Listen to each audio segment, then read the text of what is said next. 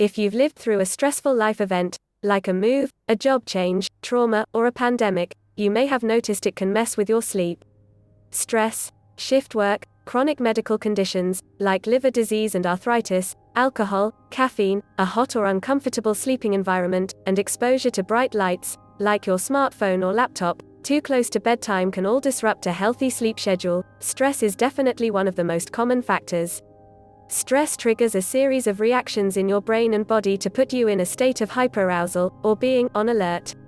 Hormones like epinephrine and cortisol prompt your heart to beat faster and increase blood glucose. This state of heightened awareness makes it hard to fall asleep and stay asleep at night, which can spur an unfortunate cycle. Sleep deprivation tends to make stress and anxiety worse, which then continue to contribute to sleep struggles. If work pressure or life stress has made it hard for you to fall asleep, or stay asleep, for a few days or weeks, you're likely dealing with acute or short-term insomnia. It's common and happens to most of us at some point in our lives. Acute insomnia, however, can turn into chronic, long-term insomnia if it continues for too long.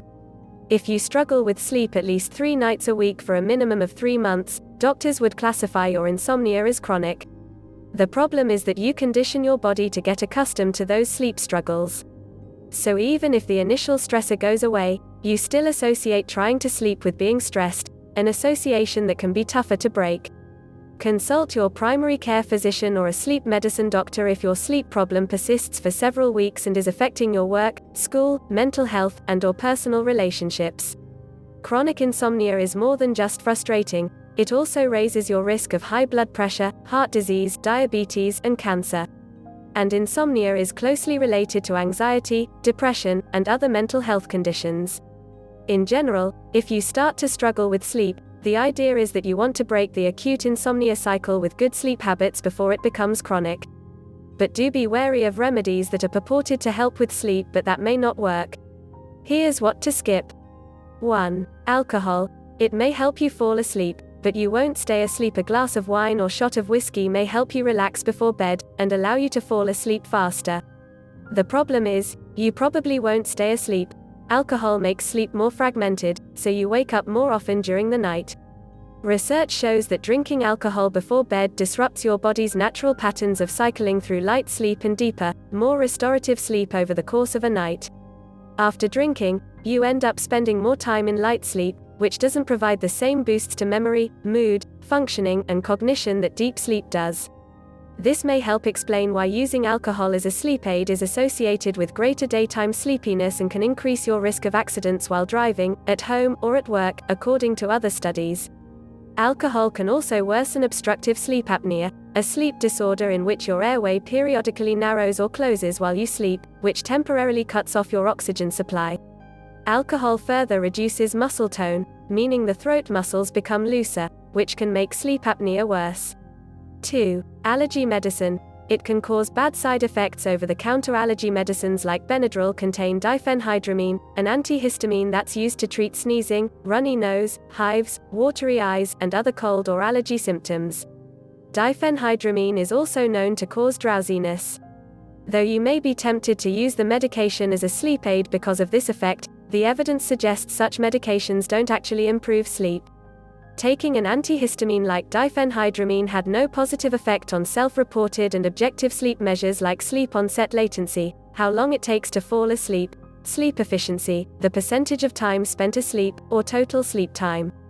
Plus, antihistamines like diphenhydramine can cause annoying side effects like dry mouth, grogginess, and restless, Sy says.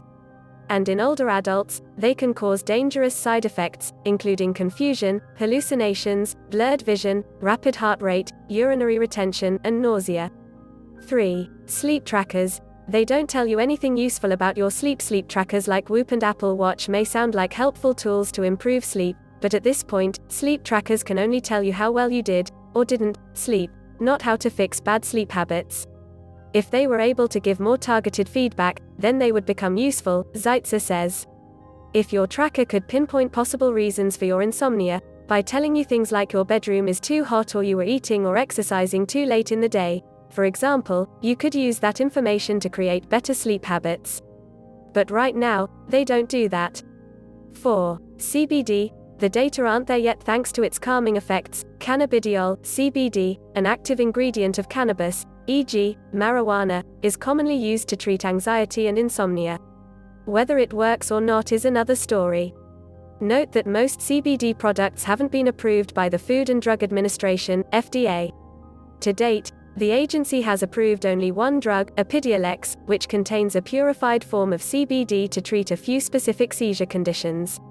Any other CBD product that claims to treat diseases or offer therapeutic uses technically qualifies as an unapproved new drug, and cannot be distributed or sold, according to the FDA. The FDA cautions people against buying and using CBD products, as they haven't been proved safe or effective. 5. Prescription sleep meds. They may help, but be sure to use under the direction of your doctor if you're dealing with insomnia. Sleep medications can help you fall asleep. However, they're not meant to replace good sleep habits. They're also not intended to be used indefinitely. For one thing, many prescription sleep medications come with dangerous side effects. I encourage people to limit their use of prescription sleep aids, which have been associated with various side effects, including sleepwalking, next-day grogginess, falls, and increasing airway collapsibility with sleep. Prescription sleep aids also come with a risk of dependency. While most prescription sleep aids don't have significant potential for physical addiction, people can become psychologically dependent on them fairly easily. Eventually, you may feel like you can't get to sleep without medication.